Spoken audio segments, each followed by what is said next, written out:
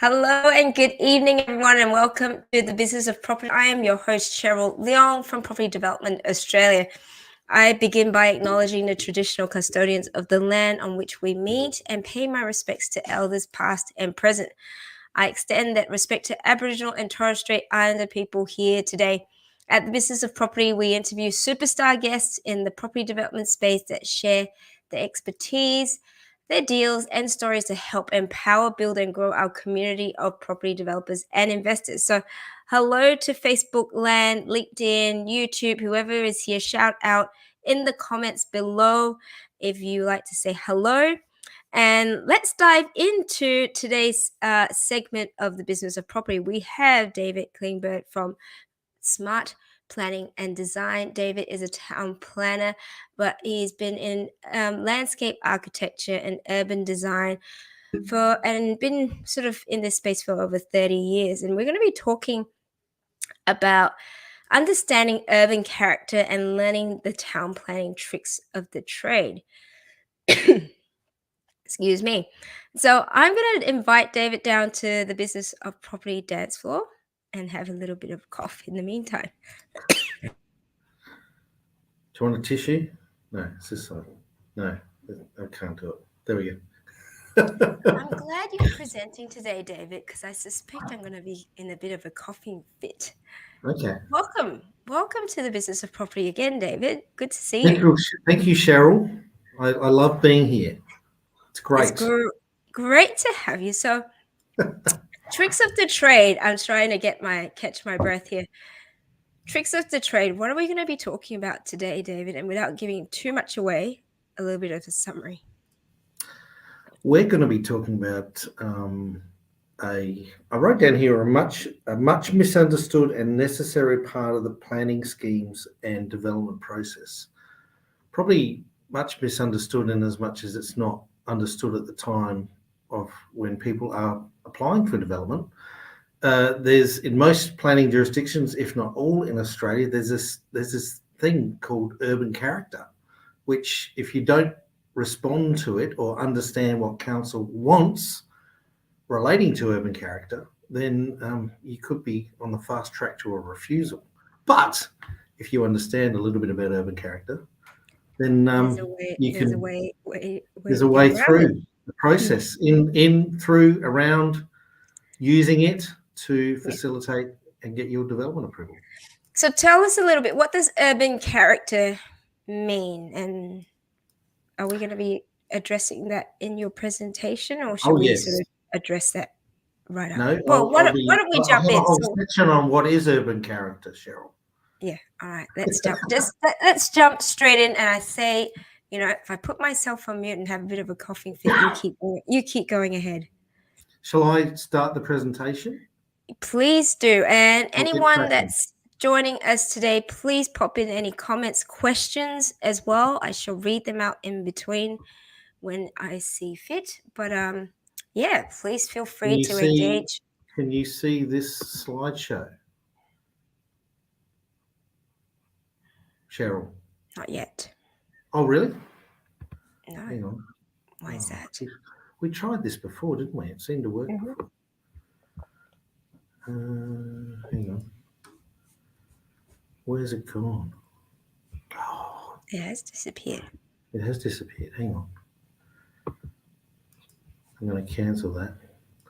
This is what you call a something. Technical difficulties. Technical glitch. That's it. I've now lost the presentation. Oh my goodness. Oh, where is it gone? We can share it on our end. Yeah. Well, we can keep talking while you're keep talking. Hang on. You're doing that. Okay. Urban character. Start again. Here we go. We found it. We found something. Now I need to find you. There we go. And then I need to go share screen.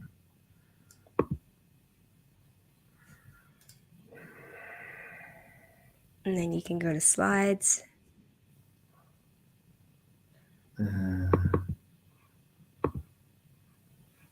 There we are. Can you see that? We can see that. Can you see that?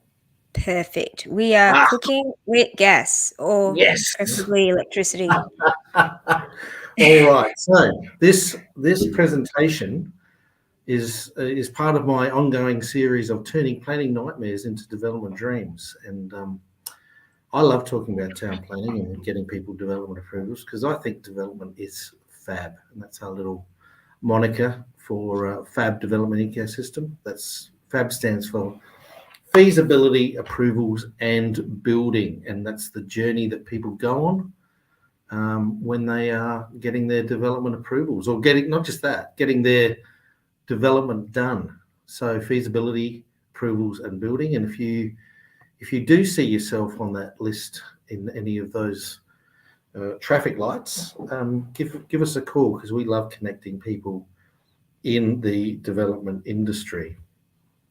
We have a 4-step process to development success from a planning perspective. We're clearly in the approval space as town planners, but the first thing we do when we talk to our clients is get a planning appraisal and get a concept sketch done, get a planning appraisal done at council. We learn about the development journey through the council, or what it should be like for our clients. We get a project team together, and we manage them to pull everything together to prepare and lodge the application. And then after the application, we engage in our post-application services. As a town planner, we're not just doing the town planning application and writing the reports, but we're also a bit like the ringmaster. We bring together the whole team for you to facilitate your development approval.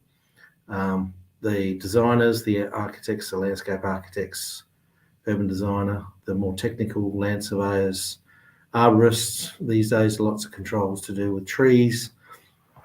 And then the real technical people, the traffic engineer, the waste management consultant, and the environmental consultant. So the presentation, that's the team we pull together and manage your application for you. The presentation tonight is about neighbourhood character and the town planning system. And it really is very important to understand neighbourhood character. A lot of times, if council don't like your development, they'll use neighbourhood character to help refuse your development. They'll use character issues to facilitate the refusal of the application, and I'll explain a little bit more about that later. So today's presentation, or tonight's presentation, will give you a little bit of background information.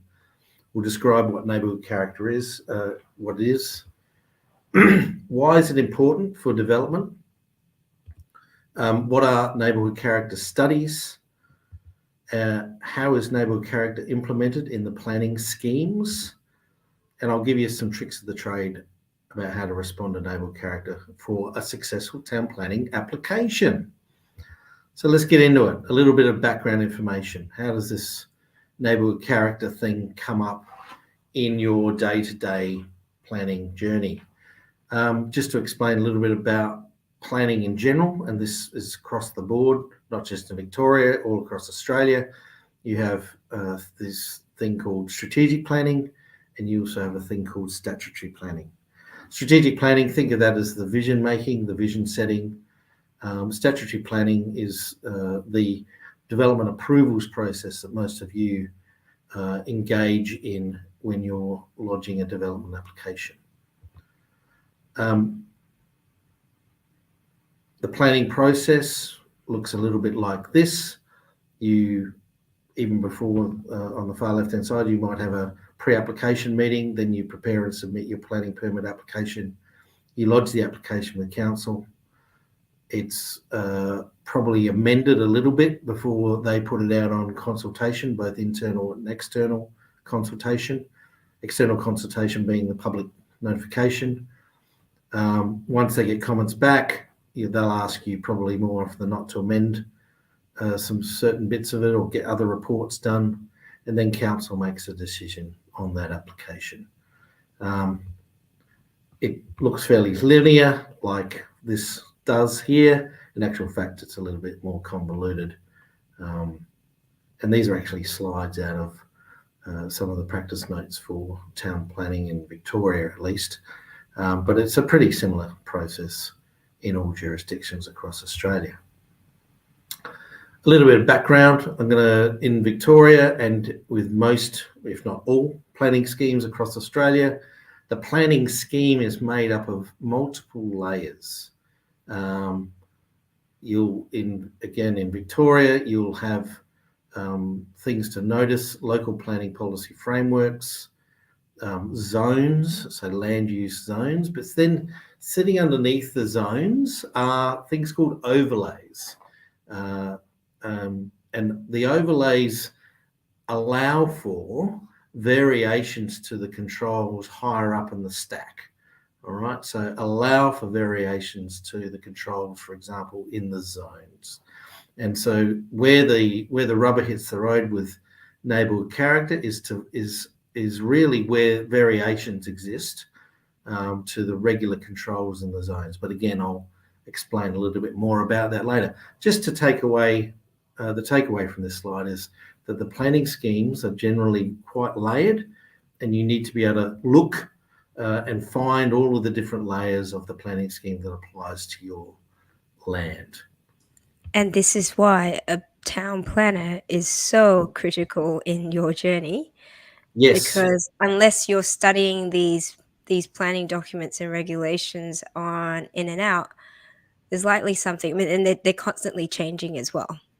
Yeah, Being so there are updated variations, and we'll talk about those variations in a minute, but great, absolutely great point.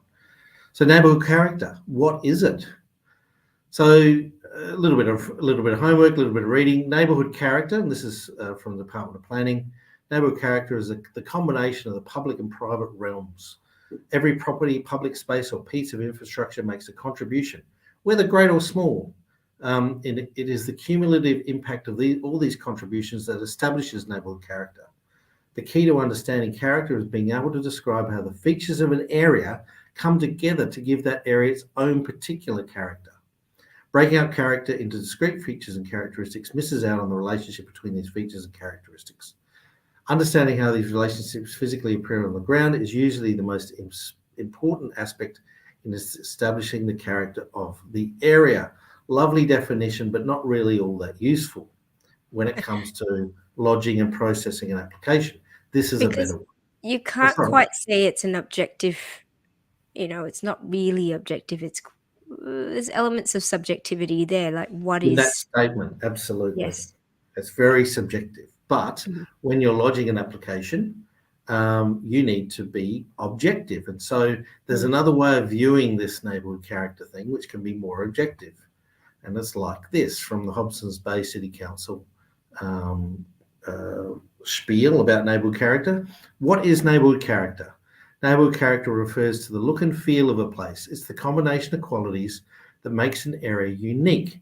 The features taken into account within the neighbourhood character study, so note that, include building heights, landscape and vegetation, building siting, front fencing, building height and form, and materials and colours.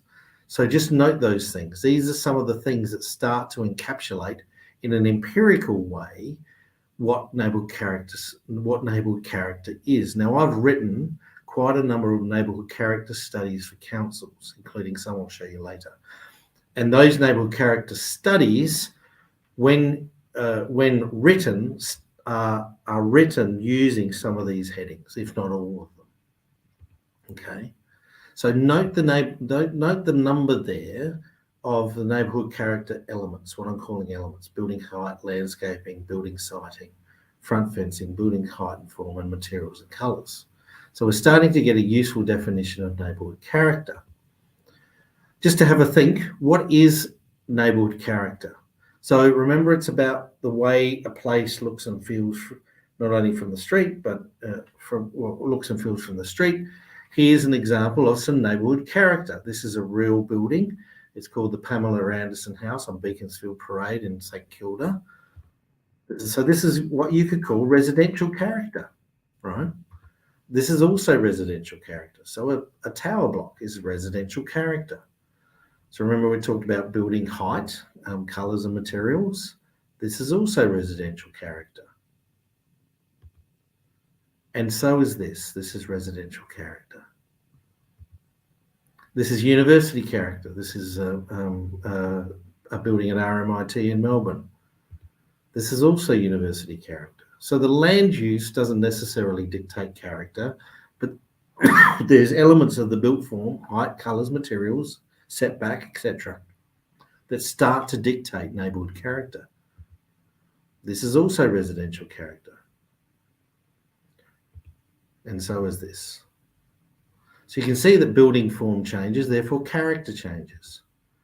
So why is it important for development? Why is it important for you to understand as part of your development journey? Well, it's actually put into planning schemes.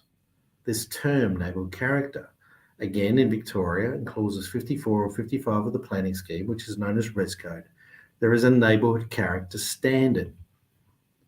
So you need to satisfy the neighbourhood character standard. So a residential development must meet the objectives and should meet the standards of the residential development provisions in clause 54 or 55 of the planning scheme. The first objective is in these clauses that must be met is the neighbourhood character objective.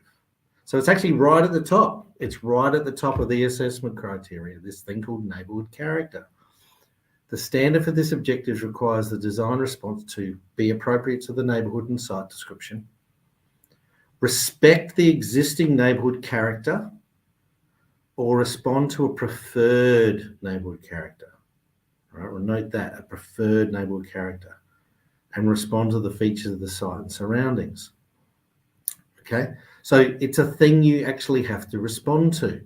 Remember, I showed you different types of residential neighbourhood character. So it's saying that you need to be able to respond to that neighbourhood character as it exists in your area. Well, how do you go about doing that? You do it with a design response. So this is an actual thing you have to do as part of your development application. All applications must be accompanied by a design response.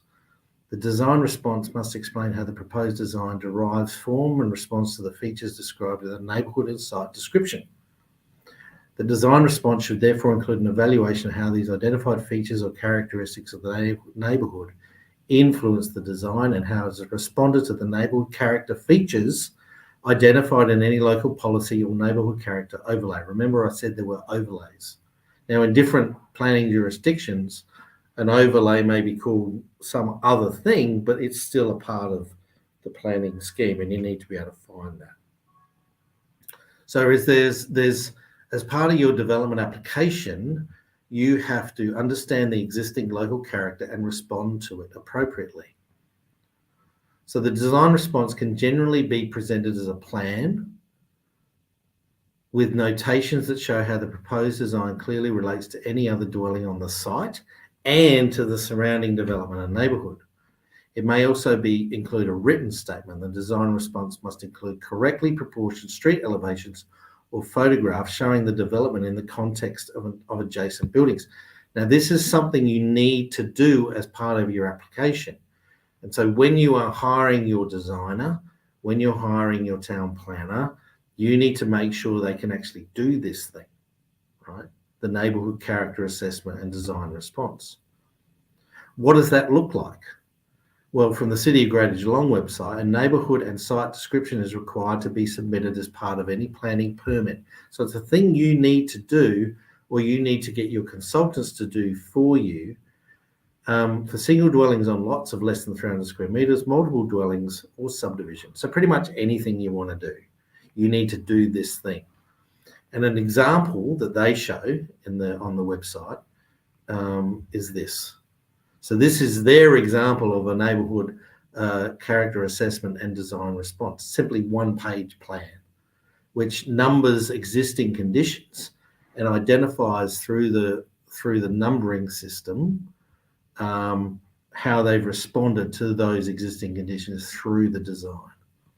Probably not the best example they could have shown, but this is the example the City of Greater Geelong used. Main point is you've got to do one of these. If you're doing development, this has to be done.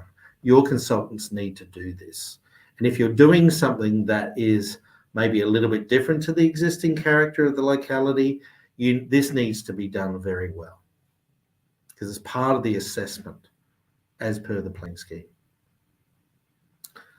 So what are neighbourhood character studies? So we've established the need for understanding and responding to neighbourhood character. But then there's these other things out there called neighbourhood character studies. Now, remember, I mentioned before that as part of your assessment, as part of the assessment, you need to respect the existing neighbourhood character, so that's what's there now, or contribute to a preferred neighbourhood character. Now, how do you know what's preferred? So when you go out on the street, what you're looking at might not be what's preferred by the council. It might actually be something different. Okay, so neighbourhood character studies are the way that councils have used to establish what's preferred in the area. Okay, so for the City of Hobsons Bay Council material, the new neighbourhood character study identifies the existing and preferred character for the municipality. Furthermore, it identifies what council wants to achieve in the area under design objectives and sets out how this can be achieved with design responses. New residential development needs to consider how it fits in with the preferred neighbourhood character for the area. Not just the neighbourhood character, but the preferred neighbourhood character. And it's these character studies that identify what is preferred. So the neighbourhood for the City of Hobsons Bay again, why are we having a neighbourhood character study? Council's neighbourhood character study has an important role in the application of the new residential zones. This is written way back 20 years ago when they implemented new residential zones in Victoria. In particular, the design objectives and design responses identified in the neighbourhood character study set out the planning controls or the schedules that new residential development needs to comply with. Now, this is hinting that it's something slightly different to the standard controls, because it's saying that the design objectives and responses identified in this particular study are set out in the controls or the schedules. So the schedules are the variations that they have found that are necessary because they've undertaken the neighbourhood character study.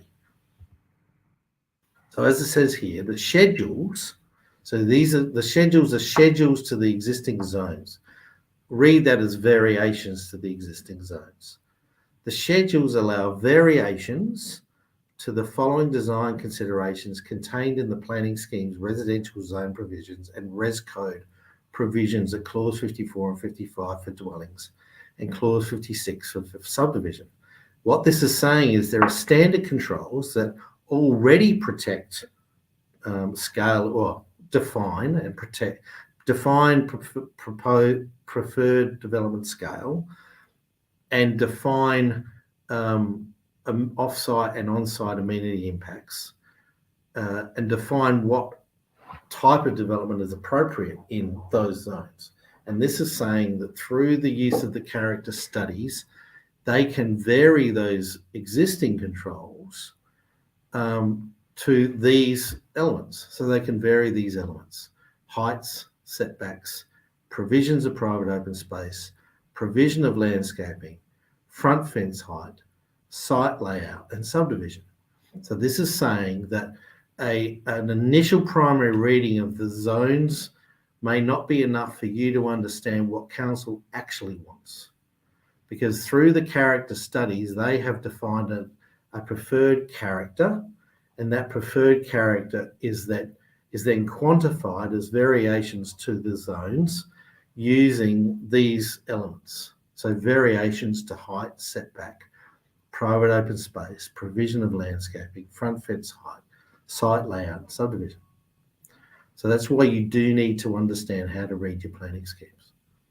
This means council can protect the existing character of different parts of the municipality and guide new character in growth in areas where growth will be allowed. In my view, I believe this is like council having two bites of the cherry, right? They've already got existing controls in place, which are in the standard controls across the state for the various zones. And then they're layering on top of that variations through undertaking these neighbourhood character studies. So what do these character studies look like? You need to be able to read, firstly find, then read the character studies, understand what it is they've found and what the preferred character is, so that you can then respond to that preferred character. So And David, is that to do with sort of when you've got areas that are sort of prime for gentrification, when you've got that balance of, so the old world heritage style of property where you do want to keep a certain type of character, but then understanding that there's newer, more modern, contemporary type building. Is that what the purpose of the study is, and when you talk about a preferred character style, is that what we're alluding to? Yeah. So and you'll see here. So this is it's a great question. Thank you. This is the City of Boroondara neighbourhood character study, and this is one of the sheets out of the precincts that were identified, and you'll see the numbers there. So what a character study does is it looks at a whole council area, and then it defines areas of uniform character. And that is uniform height, built form, materials, setbacks, landscaping, etc. And then it quantifies what those areas are like. It identifies what those areas are like, and then if deemed appropriate, that the planning controls reflect or protect what that area is like now at this point in time, or if it's an area so protecting it says this area is like this, therefore, and we think that's of value, or it has some value. The residents have said they like that character, and so then they essentially build the retention of that character into the planning scheme. Okay, so let's say, and this is area 42, precinct area 42. It says this area is like this. We want to keep it like this, and therefore there's some guidelines that are put into the planning scheme to ensure that that area remains the same forever and a day. So let's say, for instance, that area has a certain setback of 10 metres. And the standard setback in Res Code would say that the minimum setback is 9 metres. This would say, in this particular area, precinct 42, the minimum setback has to always be 10 metres, or it might have a control to do with landscaping and the like.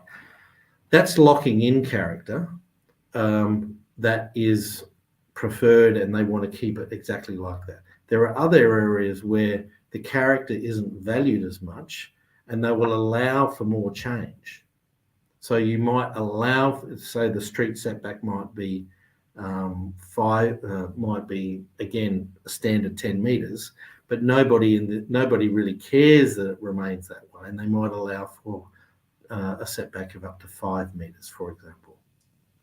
Does that answer the question? Yeah, it does. And there's a follow-on question here from the floor. Does every council explain what their preferred neighbourhood character is for each part of that council? No. So some councils won't have done this work. Yeah. So this is the front page of a character statement. You'll find typically it'll describe the key characteristics, the preferred character. So you should be looking for it says a preferred character statement, talks about some threats and issues, and then it goes into talking about the design guidelines. So it'll then identify, and this is a typical format, it'll identify above and beyond that list of items that I showed you before, which I'll go back to, above and beyond this list of height, setback, private open space, landscaping, front fence height, side and subdivision, they'll then go on to say, if you want to do development in this area where there's a character study and it's been essentially translated into the planning scheme, there's some other things you need to take into account. Lot frontage, vegetation, siting of buildings, building height and form, building materials and design details, front boundary treatment, car parking structures. So all of a sudden, there's all these extra things that you need to address in your planning response or your design. You're designing your response. And it actually talks there, it breaks it down to the character element, the objective around that element, the appropriate design response, what to avoid, and then they'll give you an illustration about what's right and what's wrong. So this is all extra stuff that you need to consider when you're doing your development or preparing your plans. And this needs to be understood in order for you to not only to design it, but also respond to this in your planning application, and then be able to justify your development against this criteria. Mm-hmm. Okay, and there's terms in there, etc. So this is some work we did ages ago. And don't just think that it's in Victoria. These things are all over the place. These are one from Queensland as well, and you'll see the same. Assessment criteria and considerations in where these things exist across the board around Australia, and you'll see there the character elements there. So this is for CANS, and the CANS Naval Character Study. You'll typically see in these documents, you'll see the area that's that's being defined as an area of similar character. You'll have a character statement. They'll probably give it a name of some sort, and then they'll have the character elements and how you're meant to be responding to them. And if it's any good, I'll also give you illustrations of what's appropriate and what's not. So in naval character studies, you'll have your description, key characteristics, preferred character statement, and then your design guidelines. And again, that list of design guidelines is longer than the standard guidelines or assessment criteria that are in your standard clauses in the scheme. And there'll be a map. So important to know about the maps, because the maps define the locations where that preferred character needs to be adhered to. And those lines are very important, because on one side of the line, you might have your standard residential controls, and on the other side of the line will be the variations to those controls.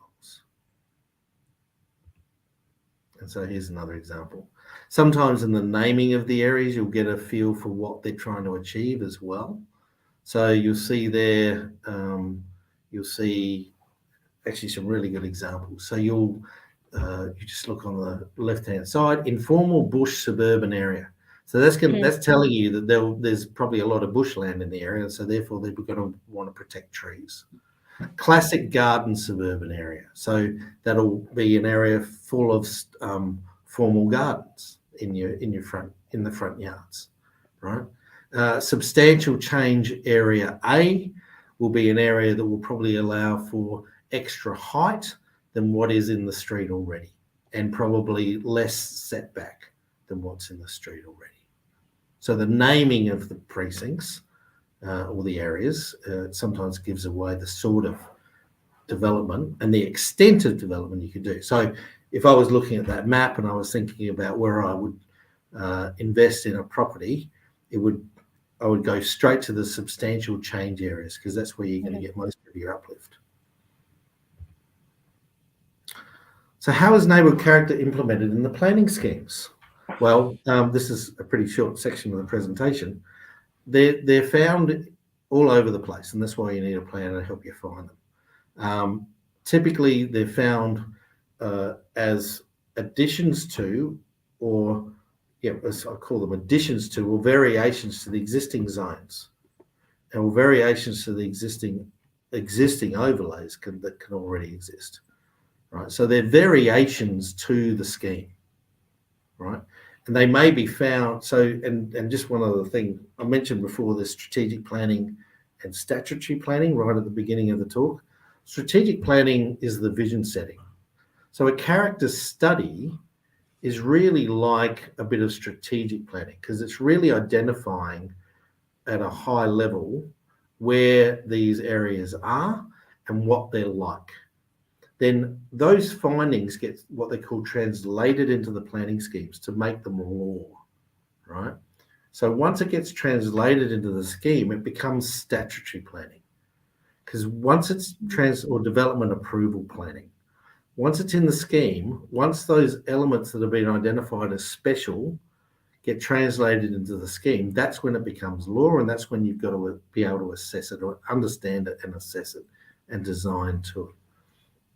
So you'll see reference to character in all sorts of documents like city centre plans, obviously neighbourhood character studies and precinct profiles, but other frameworks like the Fisherman's Bend Development Framework will also mention urban character and will translate controls into the planning scheme to achieve the character that they want to achieve. At the end of the day, with any development, I would always be asking, is there an urban character study or are there urban character statements that exist for this area that either have been translated into the planning scheme so that I can then understand those and design to them? Or, remember this, is there an urban character study that forms, or in any other strategic document, is there mention of urban character that I need to understand in order to respond to the context of my area and lodge my application? You should always be asking that. Because in Victoria, and I know this exists in other jurisdictions, if that study started to be done and it's gone through, for example, a public notice period, planners might be thinking that it's even though it hasn't been translated into the planning scheme and therefore become law, they might already in their heads be thinking, well, this thing's being done as a piece of strategic work. We need to consider it when we're doing our assessment of applications. Okay, so just ask. Which is a good segue into this question. Do you recommend, and is fitting in with what councils say are their limits, or trying to push the envelope and putting forward your reasons for doing so? So yeah, good this question. is a tricky question. Do I recommend pushing the limits? Depends how deep my pockets are and what the return on investment is. Look, you always get an easier planning approval pathway if you comply with the rules, right?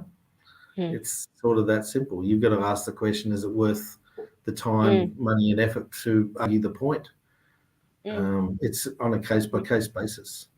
And council, by the way, it does work the other way sometimes. Council might be seriously entertaining a change in character that allows for more development, right?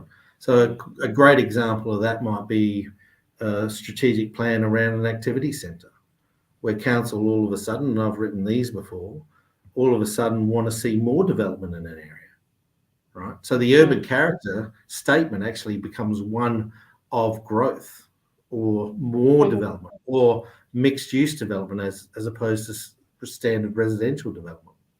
Right, so it does. I mean, I've been painting a sort of negative picture, but it can be, if you know where to look, changes in urban character or changes in preferred character can be absolutely fantastic. You can be sitting on a gold mine. Something changes from farming zone to resi zone, or from standard general residential to mixed use, and has an accompanying increase in height. That's brilliant. And which again goes back to the merit behind doing a pre-lodgement meeting with council as well, to be able to say, to get a sense of their receptiveness to your proposal. Absolutely. I would 9.5 times out of 10 recommend that. But others don't. What's the half time you would? Oh, you might have a council that is pretty opposed to anything. at any time, in which case there's no point having that meeting because they're just going to say no. Or we've certainly had this recently where, how do I say this nicely, you sort of can't trust what they're going to say. Unless you got methodologies in place to ensure that what they're telling you is the thing that they're going to stick to. And that may be for a whole heap of reasons. It might be due to politics. The planners themselves might not know exactly how the council laws with certain applications are going to land. So my point is, you're going to have a fight anyway, so you might as well lodge it straight away. Yeah. Okay. Well, we're coming down to the juicy bit. What are the tricks of the trade? And like you said, we've gotten through all the technical side of things and the regulations and all that. We're going, oh my goodness, how are we going to get around this? Oh, yes. Great question. All right, next slide. So firstly, do your own site analysis. You've got to do it anyway and respond to it. Now, this is a real development site. The photos don't do it justice, but on the left-hand side, you've got a relatively small but significant in terms of character apartment development transitioning to single-story detached, 2 single-story detached dwellings that form the development site, and then another existing development, the cream rendered building on the right-hand side. That's the existing context. So you'll see that's the 2 lots in the middle are actually an area of transition as it relates to that being a development site, right?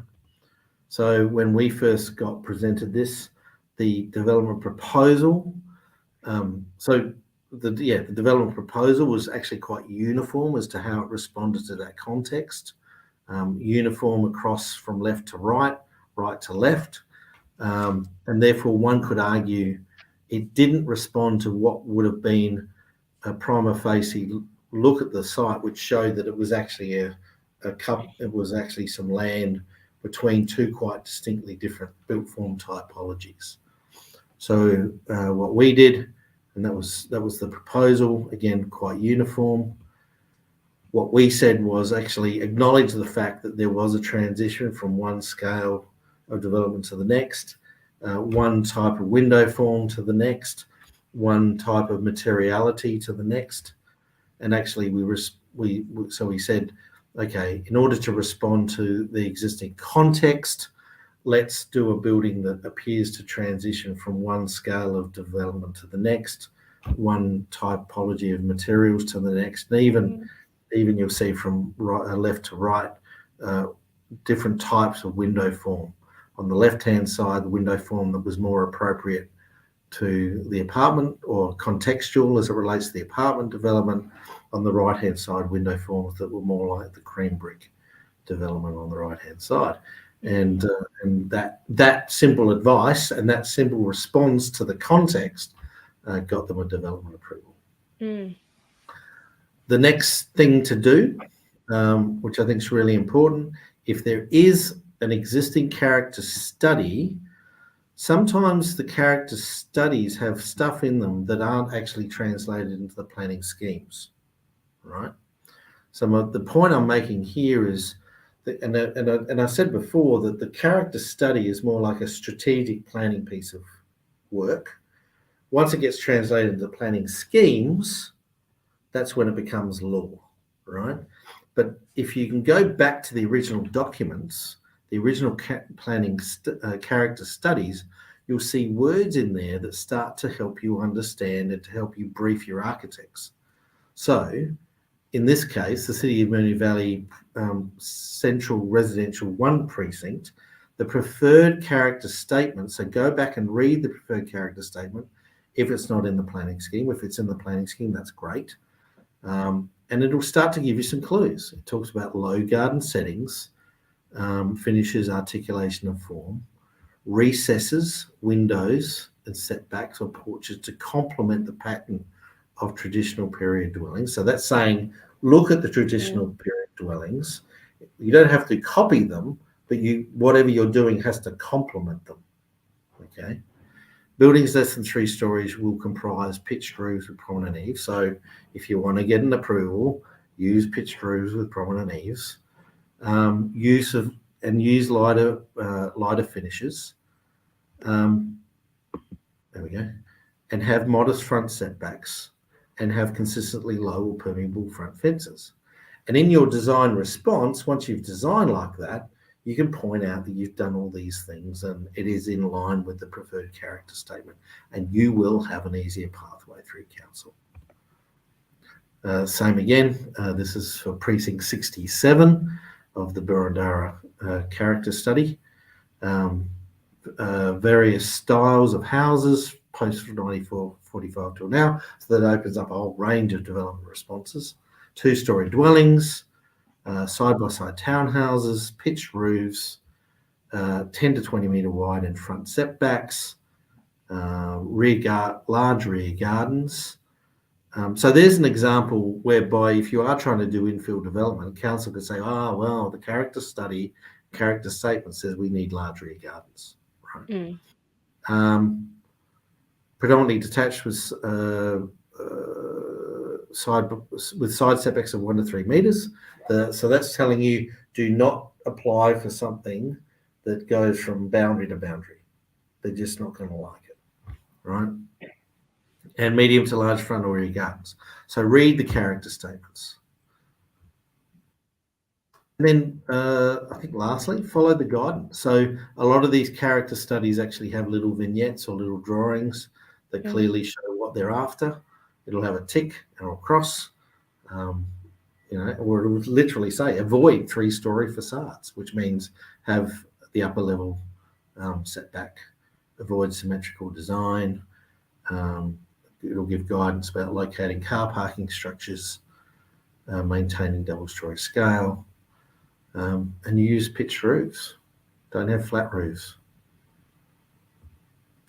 And I mentioned previously reading the maps. This is a real map that's meant to be used to understand where the precincts are, not really that useful. So if you can't read the map properly and it looks like you're on the boundary of a character area, again, ask. Don't be afraid to ask the planners where the line is. We've certainly had that case where where the line appeared to be wasn't where it actually was on the ground, if that makes sense.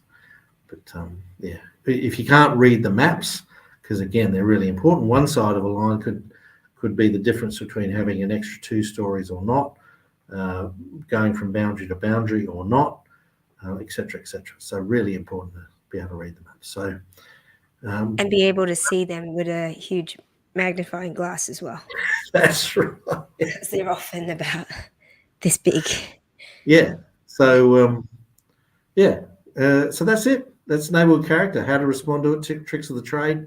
Fantastic. And remember, development is fab, and we love talking to anybody in the development industry. So get in contact, and we'll connect you with others. Yeah. Thanks. So David, tell us a little bit about what you do in that regard. So you've got a little bit of a collective there. So just in a quick summary about what you do in that space. So every day I reach out to people in the development industry and I ask them who they want to be connected to.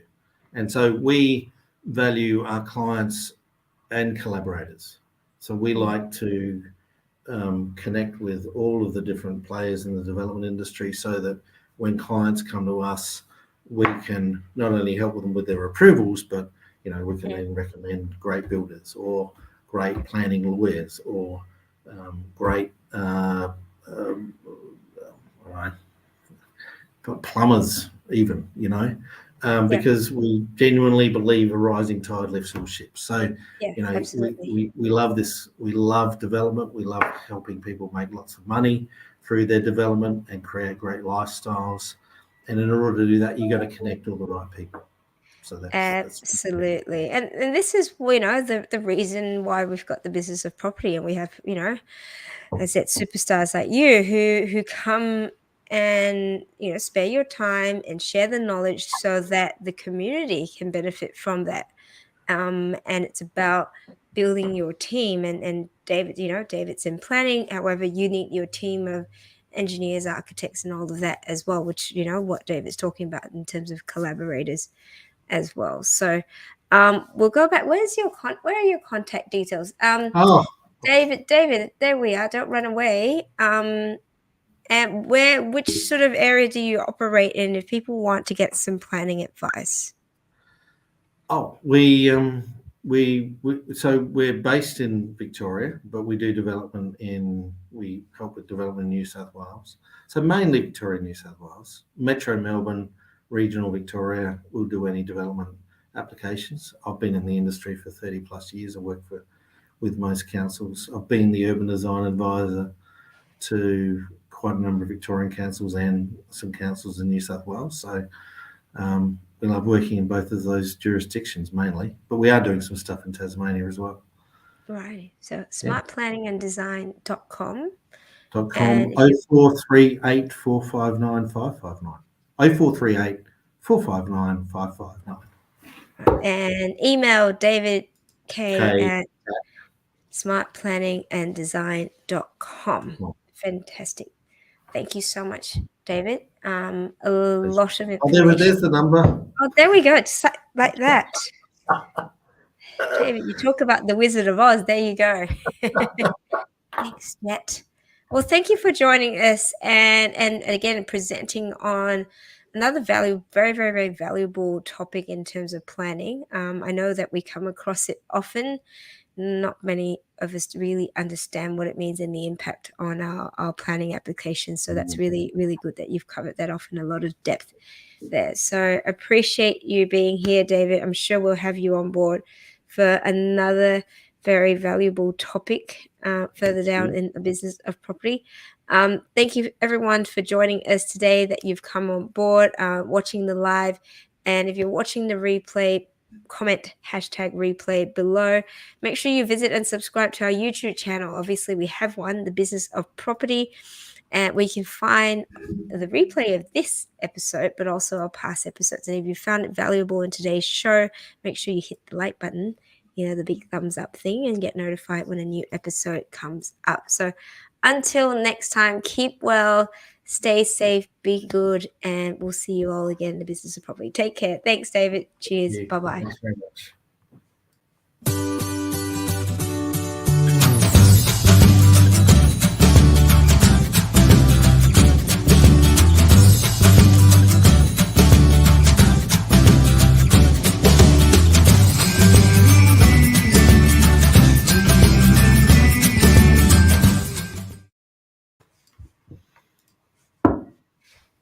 Well done.